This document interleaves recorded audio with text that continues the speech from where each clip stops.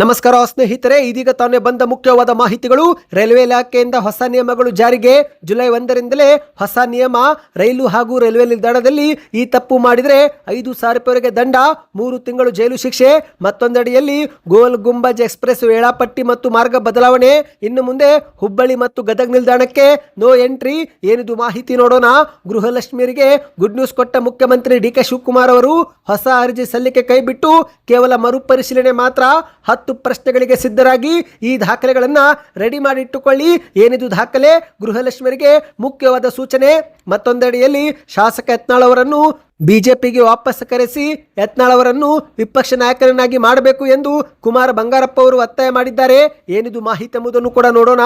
ದೇಶದ ಕೋಟ್ಯಾಂತರ ರೈತರಿಗೆ ಗುಡ್ ನ್ಯೂಸ್ ಕೊಟ್ಟ ಕೇಂದ್ರ ಸರ್ಕಾರ ಇವತ್ತು 23ನೇ ಕಂತಿನ 2,000 ರೂಪಾಯಿ ಬಿಡುಗಡೆ ಮಾಡಲಾಗಿದೆ. ನಿಮ್ಮ ಬ್ಯಾಂಕ್ ಖಾತೆಗೆ 2,000 ರೂಪಾಯಿ ಬಂದಿಲ್ಲವೆಂದರೆ ಈ ವಿಡಿಯೋ ಪೂರ್ತಿಯಾಗಿ ನೋಡಿ.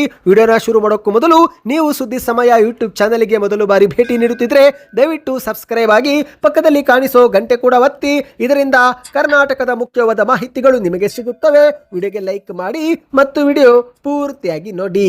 ಬನ್ನಿ ಸ್ನೇಹಿತರೆ, ಎಲ್ಲ ಸುದ್ದಿಗಳನ್ನ ಡೀಟೇಲ್ ಆಗಿ ನೋಡೋಣ. ಇದೀಗ ಕೇಂದ್ರದ ರೈಲ್ವೆ ಇಲಾಖೆಯು ಜುಲೈ 1ರಿಂದಲೇ ಹೊಸ ನಿಯಮ ಜಾರಿಗೆ ತರ್ತಾ ಇದೆ. ಹೌದು, ರೈಲ್ವೆ ಪ್ರಯಾಣಿಕರೇ ಎಚ್ಚರ. ರೈಲ್ವೆ ಇಲಾಖೆಯು ಇದೀಗ ನಿಯಮ ಉಲ್ಲಂಘಿಸುವವರ ವಿರುದ್ಧ ಕಠಿಣ ಕ್ರಮ ತೆಗೆದುಕೊಳ್ಳಲು ಮುಂದಾಗಿದೆ. ರೈಲುಗಳಲ್ಲಿ ಟಿಕೆಟ್ ಇಲ್ಲದೆ ಪ್ರಯಾಣಿಸುವವರಿಗೆ ಹಾಗೂ ರೈಲ್ವೆ ನಿಲ್ದಾಣಗಳಲ್ಲಿ ನಿಯಮ ಉಲ್ಲಂಘಿಸುವವರಿಗೆ ಈ ಒಂದು ಹಿಂದೆ ವಿಧಿಸುತ್ತಿರುವ ದಂಡದ ಮೊತ್ತವನ್ನು ಭಾರೀ ಪ್ರಮಾಣದಲ್ಲಿ ಹೆಚ್ಚಿಗೆ ಮಾಡಿದೆ.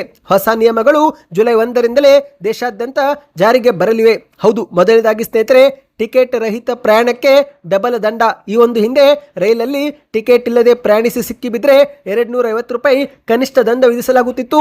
ಆದರೆ ಹೊಸ ನಿಯಮದ ಪ್ರಕಾರ ಇನ್ನು ಮುಂದೆ ಕನಿಷ್ಠ ದಂಡ 500 ರೂಪಾಯಿ ಪಾವತಿಸಬೇಕಾಗುತ್ತೆ. ಎರಡನೆಯದು, ಬೇರೆಯವರ ಟಿಕೆಟ್ ನಲ್ಲಿ ಪ್ರಯಾಣಿಸಿದ್ರು ಕೂಡ ಭಾರಿ ದಂಡ ಕಟ್ಟಲೇಬೇಕು. ಹೌದು, ಬೇರೆಯವರು ಬುಕ್ ಮಾಡಿರುವ ಹೆಸರಲ್ಲಿ ಟಿಕೆಟ್ಗಳನ್ನು ಬಳಸಿ ಪ್ರಯಾಣಿಸುವುದು ಕೂಡ ಕಾನೂನು ಬಾಹಿರ. ಹೀಗೆ ಪ್ರಯಾಣಿಸಿ ಸಿಕ್ಕಿಬಿದ್ರೆ ಪ್ರಯಾಣದ ಪೂರ್ಣ ಟಿಕೆಟ್ ದರದೊಂದಿಗೆ ಕನಿಷ್ಠ 500 ರೂಪಾಯಿ ದಂಡ ಮತ್ತೊಮ್ಮೆ ಪಾವತಿ ಮಾಡಬೇಕಾಗುತ್ತೆ.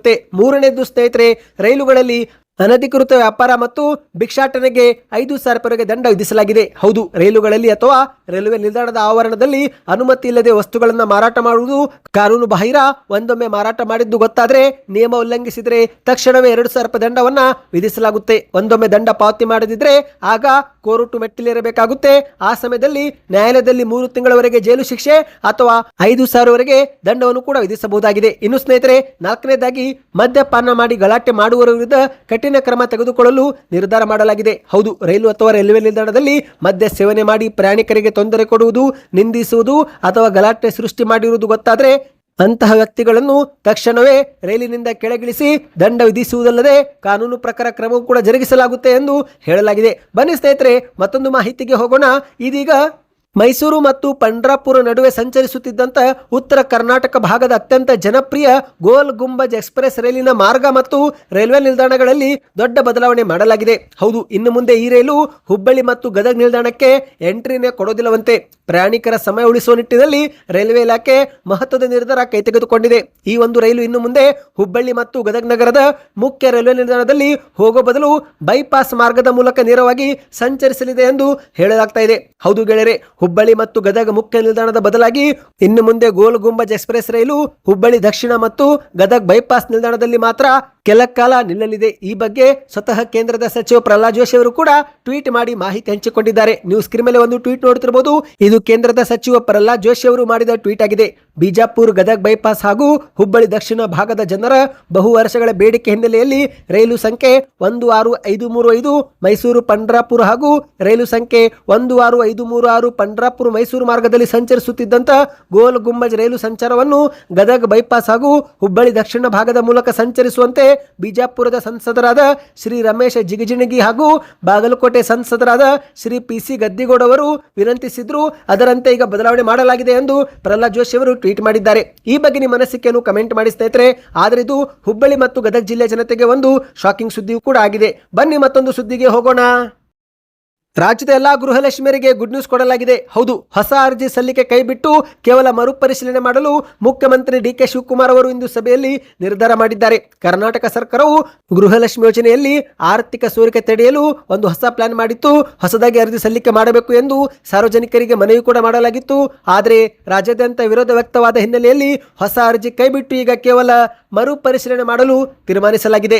ಹೌದು ಗೆಳೆಯರೆ, ಗೃಹಲಕ್ಷ್ಮಿ ಯೋಜನೆ ಹಣ ಬಿಡುಗಡೆ ಮಾಡಿದಾಗೊಮ್ಮೆ ಮೃತಪಟ್ಟವರ ಮತ್ತು ಅನುಮಾನಾಸ್ಪದ ಬ್ಯಾಂಕ್ ಖಾತೆಗೆ ಜಮೆ ಆಗುತ್ತಿದ್ದು, ಹಾಗಾಗಿ ಫಲಾನುಭವಿಗಳ ಪಟ್ಟಿಯನ್ನು ಶುದ್ಧೀಕರಿಸಲು ಮತ್ತೊಮ್ಮೆ ಸಾರ್ವಜನಿಕರು ಅರ್ಜಿ ಹಾಕಬೇಕು ಎನ್ನುವ ಸುಳಿವು ಕೊಟ್ಟಿತ್ತು. ಆದರೆ ವಿರೋಧ ವ್ಯಕ್ತವಾದ ಹಿನ್ನೆಲೆಯಲ್ಲಿ ಇಂದು ನಡೆದಂತ ಮುಖ್ಯಮಂತ್ರಿ ಡಿಕೆ ಶಿವಕುಮಾರ್ ಅವರ ಸಭೆಯಲ್ಲಿ ಮರುಪರಿಶೀಲನೆ ಕಡ್ಡಾಯ ಮಾಡಲಾಗಿದೆ. ಆದರೆ ಹೊಸ ಅರ್ಜಿ ಹಾಕುವ ಅವಶ್ಯಕತೆ ಇಲ್ಲ ಎಂದು ಹೇಳಲಾಗ್ತಾ ಇದೆ. ಅಂದರೆ ಗೆಳೆಯರೆ, ಈಗ ಸರ್ಕಾರ ಈ ಒಂದು ಅನರ್ಹರಿಗೆ ಜಮಾ ಆಗುತ್ತಿರುವುದನ್ನ ಗಂಭೀರವಾಗಿ ಪರಿಗಣಿಸಿದೆ. ಗೃಹಲಕ್ಷ್ಮಿ ಯೋಜನೆ ಹಣ ಇತರರಿಗೆ ಪೋಲಾಗದೆ ಅರ್ಹರಿಗೆ ತಲುಪಿಸುವ ನಿಟ್ಟಿನಲ್ಲಿ ಇದೀಗ ಅರ್ಜಿಯನ್ನು ಮರುಪರಿಶೀಲನೆ ಮಾಡಲು ಸರ್ಕಾರ ತೀರ್ಮಾನಿಸಿದೆ. ಅದಕ್ಕಾಗಿಯೇ ಫಲಾನುಭವಿಗಳು ಕೆಲ ದಾಖಲೆಗಳನ್ನು ನೀಡುವುದು ಕಡ್ಡಾಯವಾಗಿದೆ. ಹೌದು, ಮುಖ್ಯವಾಗಿ ಗೃಹಲಕ್ಷ್ಮಿ ಯೋಜನೆ ಫಲಾನುಭವಿಗಳು ಆಧಾರ್ ಕಾರ್ಡ್, ಮತದಾರರ ಗುರುತಿನ ಚೀಟಿ ಮತ್ತು ಪಡಿತರ ಚೀಟಿ ಈ 3 ದಾಖಲೆಗಳನ್ನು ನೀಡಲೇಬೇಕು. ಮತ್ತು ಸ್ನೇಹಿತರೆ, ಆಧಾರ್ ಕಾರ್ಡ್ಗೆ ಮತದಾರರ ಗುರುತಿನ ಚೀಟಿ ಸಂಖ್ಯೆಯನ್ನ ಲಿಂಕ್ ಮಾಡಬೇಕು. ಹೌದು, ಈ ಒಂದು ಲಿಂಕ್ ಮಾಡುವ ಮೂಲಕ ನಕಲಿ ಅಥವಾ ಮೃತ ಫಲಾನುಭವಿಗಳನ್ನು ಗುರುತಿಸಲು ಸರ್ಕಾರಕ್ಕೆ ಸಹಾಯಕವಾಗಲಿದೆ ಎಂದು ಹೇಳಲಾಗಿದೆ. ನಾಳೆ ನಡೆಯುವ ಮತ್ತೊಂದು ಸಚಿವ ಸಂಪುಟ ಸಭೆಯಲ್ಲಿ ಅಂತಿಮ ತೀರ್ಮಾನ ತೆಗೆದುಕೊಳ್ಳಲಾಗುವುದು ಎಂದು ಮುಖ್ಯಮಂತ್ರಿ ಡಿಕೆ ಶಿವಕುಮಾರ್ ಅವರು ಹೇಳಿಕೆ ಕೊಟ್ಟಿದ್ದಾರೆ. ಅಂದಹಾಗೆ ಸ್ನೇಹಿತರೆ, ಇವತ್ತಿನ ಸಭೆಯಲ್ಲಿ ಡಿಕೆ ಶಿವಕುಮಾರ್ ಅವರು ಮತ್ತೊಂದು ಸೂಚನೆ ಕೊಟ್ಟಿದ್ದಾರೆ. ಅಧಿಕಾರಿಗಳು ಮನೆ ಬಾಗಿಲಿಗೆ ಭೇಟಿ ಕೊಟ್ಟು ಗೃಹಲಕ್ಷ್ಮಿ ಮತ್ತು ಗೃಹಜ್ಯೋತಿ ಯೋಜನೆಯನ್ನ ಪರಿಶೀಲನೆ ಮಾಡಬೇಕು ಎಂದಿದ್ದಾರೆ. ಹೌದು, ಮುಖ್ಯಮಂತ್ರಿ ಡಿಕೆ ಶಿವಕುಮಾರ್ ಅವರು ಗ್ಯಾರಂಟಿ ಯೋಜನೆ ದುರುಪಯೋಗ ತಡೆಯಲು ಈಗ ಸಭೆಯಲ್ಲಿ ಅಧಿಕಾರಿಗಳಿಗೆ ಮನೆ ಮನೆಗೆ ಹೋಗಿ ಪರಿಷ್ಕರಣೆ ಮಾಡುವಂತೆ ಸೂಚನೆ ಕೊಟ್ಟಿದ್ದಾರೆ. ಅಂದರೆ ಗೆಳೆಯರೆ, ಅಧಿಕಾರಿಗಳು ಶೀಘ್ರವೇ ನಿಮ್ಮ ಮನೆ ಬಾಗಿಲಿಗೆ ಬಂದು ಸರ್ವೆ ವೇಳೆ 10 ಪ್ರಶ್ನೆ ಮುಂದಿಡಲಿದ್ದಾರೆ. ನಿಮ್ಮ ಆಧಾರ್ ಕಾರ್ಡ್ ಮಾಹಿತಿ, ಯಜಮಾನಿಯ ಹೆಸರು, ಪಡಿತರ ಚೀಟಿಯ ಮಾಹಿತಿ, ಮನೆ ವಿಳಾಸದ ಪುರಾವೆ, ಮತದಾರರ ಗುರುತಿನ ಚೀಟಿ, ಪತಿಯ ಮಾಹಿತಿ, ಆದಾಯ ತೆರಿಗೆ GST ಪಾವತಿ ಮಾಡುತ್ತಾರೋ, ಮೊಬೈಲ್ ಸಂಖ್ಯೆ ಸೇರಿದಂತೆ ಇತರೆ ಮಾಹಿತಿ ಪಡೆದುಕೊಳ್ಳಲಿದ್ದಾರೆ. ಒಂದೊಮ್ಮೆ ಅನರ್ಹರು ಎನಿಸಿದರೆ ಆಗ ಮಾತ್ರ ನಿಮ್ಮ ಹೆಸರು ಗ್ಯಾರಂಟಿ ಪಟ್ಟಿಯಿಂದ ಹೊರಗುಳಿಯಲಿದೆ. ಒಟ್ಟಿನಲ್ಲಿ ಗೆಳೆಯರೆ, ಗ್ಯಾರಂಟಿ ಯೋಜನೆಗಳಿಂದ ನಿಜವಾದ ಫಲಾನುಭವಿಗಳು ವಂಚಿತರಾಗಬಾರದು. ಅದೇ ಜೊತೆಗೆ ಅನರ್ಹರು ಕೂಡ ಯೋಜನೆ ಲಾಭ ಪಡೆದುಕೊಳ್ಳಬಾರದು ಎನ್ನುವುದು ಮುಖ್ಯಮಂತ್ರಿ ಡಿಕೆ ಶಿವಕುಮಾರ್ ಅವರ ಒಂದು ಆಶಯವಾಗಿದೆ. ಅದರಂತೆ ಈಗ ಮುಖ್ಯಮಂತ್ರಿ ಡಿಕೆ ಶಿವಕುಮಾರ್ ಅವರು ಸಭೆಯಲ್ಲಿ ಸೂಚನೆಯೂ ಕೂಡ ಕೊಟ್ಟಿದ್ದಾರೆ. ನಿಮ್ಮ ಬ್ಯಾಂಕ್ ಖಾತೆಗೆ ಗೃಹಲಕ್ಷ್ಮಿ ಯೋಜನೆ ಹಣ ಜಮಾ ಆಗ್ತಾ ಇದೆಯಾ? ಕಮೆಂಟ್ ಮಾಡಿ ತಿಳಿಸಿ. ಬನ್ನಿ ಸ್ನೇಹಿತರೆ, ವಿಡಿಯೋನ ಸ್ವಲ್ಪನೂ ಸ್ಕಿಪ್ ಮಾಡಬೇಡಿ, ಪೂರ್ತಿಯಾಗಿ ನೋಡಿ. ಇದೀಗ ಶಾಸಕ ಯತ್ನಾಳ್ ಅವರನ್ನ ವಾಪಸ್ ಬಿಜೆಪಿಗೆ ಕರೆತರಬೇಕು ಮತ್ತು ಅವರನ್ನು ಬಿಜೆಪಿಯ ವಿಪಕ್ಷ ನಾಯಕನನ್ನಾಗಿ ಮಾಡಬೇಕು ಎಂದು ಕುಮಾರ್ ಬಂಗಾರಪ್ಪ ಅವರು ಒತ್ತಾಯಿಸಿದ್ದಾರೆ. ಹೌದು, ರಾಜ್ಯ ಬಿಜೆಪಿಯಲ್ಲಿ ಸಾಕಷ್ಟು ಬದಲಾವಣೆ ತರಬೇಕಾಗಿದೆ.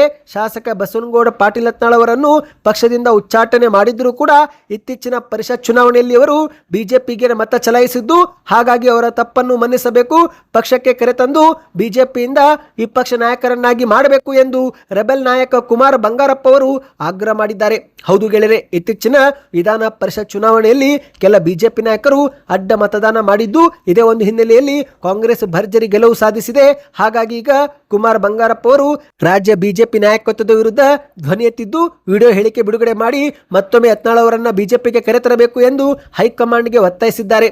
ಅಷ್ಟು ಮಾತ್ರವಲ್ಲ, ಇದೇ ಒಂದು ವಿಡಿಯೋದಲ್ಲಿ ಹಾಲಿ ವಿಪಕ್ಷ ಸ್ಥಾನಗಳು, ರಾಜ್ಯಾಧ್ಯಕ್ಷಕ ಸ್ಥಾನ ಮತ್ತು ಪದಾಧಿಕಾರಿಗಳನ್ನ ಬದಲಾವಣೆ ಮಾಡಬೇಕು ಎಂದಿದ್ದಾರೆ. ಬೇರೆ ರಾಜ್ಯಗಳ ಬಿಜೆಪಿ ಘಟಕದಲ್ಲಿ ಯಾವ ರೀತಿ ಬದಲಾವಣೆ ಮಾಡಲಾಗಿದೆಯೋ ಅದೇ ರೀತಿ ಕರ್ನಾಟಕದ ಬಿಜೆಪಿಯಲ್ಲೂ ಕೂಡ ಬದಲಾವಣೆ ಆಗಬೇಕು.